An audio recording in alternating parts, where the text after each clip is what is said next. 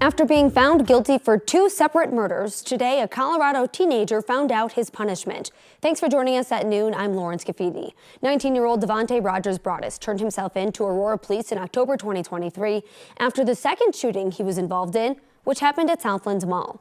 15-year-old Rafael Velen was killed in the mall parking lot.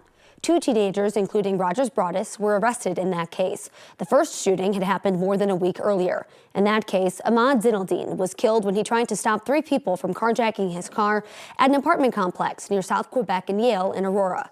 Rogers-Broadus pleaded guilty to second-degree murder in both cases. Just minutes ago, a judge sentenced him to 30 years for one of the murders and 20 for the other. He'll serve both of those sentences concurrently, something that one of the victims' fathers doesn't approve of. He thinks and believes that they shouldn't be combined together because that means one of the victims didn't get his what he deserves.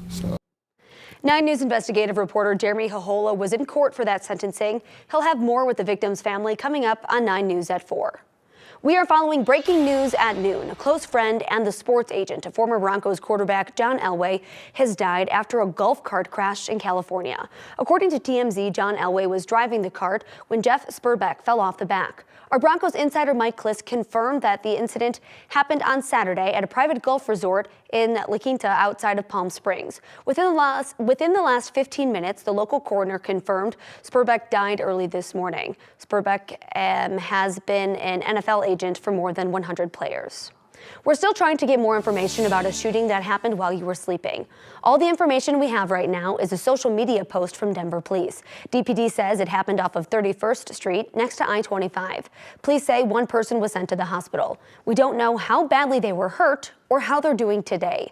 Investigators are trying to get more information on a possible suspect right now.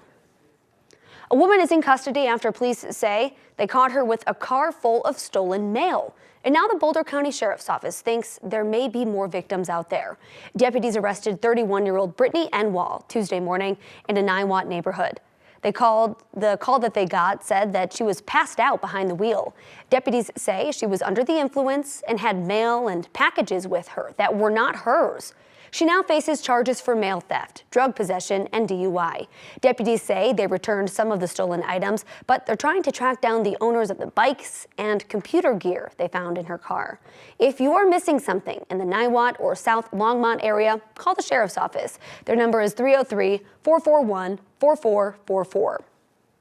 Take a look at this. A Boulder fire and police dispatcher was driving home from work when she saw a car rolled over on the road at the Foothills Parkway. This was just last week, just before 6 a.m. Even though the dispatcher, Sarah, usually sends help to a scene, she is the one who stepped up to help another officer safely get the driver out of the car. She says she's just happy that the driver was okay and that she was able to help in someone's time of need. A state agency is calling what happened at a Chevron well in northeast Colorado unprecedented. On Sunday, April 6th, there was a blowout at a Bishop well near Gilton in Weld County. Water, crude oil, and gases spewed into the air for 5 days until officials contained it. Gilton Elementary was closed for days, but the cleanup is not over. The Colorado Energy and Carbon Management Commission is overseeing the ongoing process.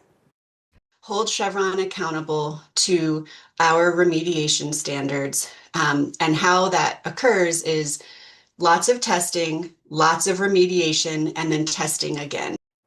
The agency is encouraging people impacted to reach out to them with questions. The commission is also constantly updating their online reports on how cleanup is going. We have that on our website, 9news.com. Here's a look outside of the 9 News station right now. We've got some sunny skies, looking okay. Joining me now, we have Corey Reppenhagen with our 9 News Weather Impact team. Corey, we know that sun is not going to last all day. No, it's just starting to go away. We've had a pretty decent day up to this point here with quite a bit of sunshine, blue skies, temperature starting to warm up. But as you can see, another look here from that camera shot from the TV station looking across Denver here.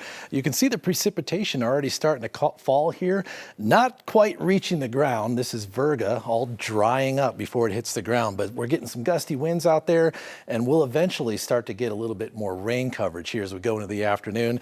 Temperatures right now into the middle 60s, 66 at Denver International Airport. We might be able to squeeze out a few more degrees of warming here before we top out for the day, maybe close to 70 degrees. You can see on the satellite picture here, this is the main edge of that system that's coming in here, and so that's going to gradually start to increase the cloud covers and the precipitation chances as we go through the Front Range here over the next few hours.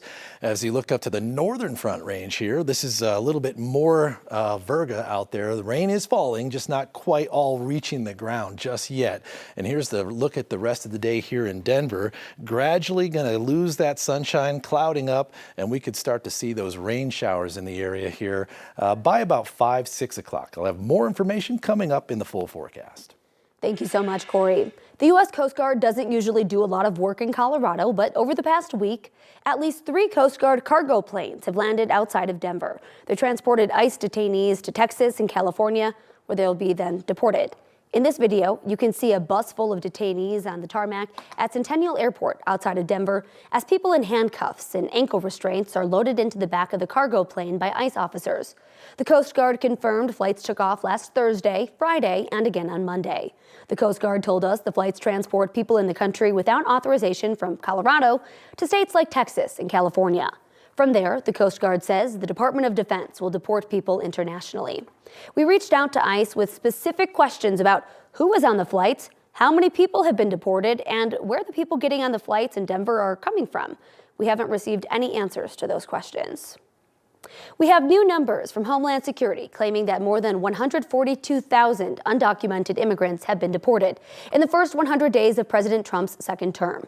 That data also broke down each federal agency involved in deportations. Since January 21st, Customs and Border Protection agents have deported nearly 67,000 people. ICE deported more than 65,000, while the U.S. Coast Guard had 371. More than 9,000 people left the country by themselves. Right now, the Trump administration is still blocked from carrying out expedited deportations without due process in Colorado. A federal appeals court kept a lower court judge's ruling in place.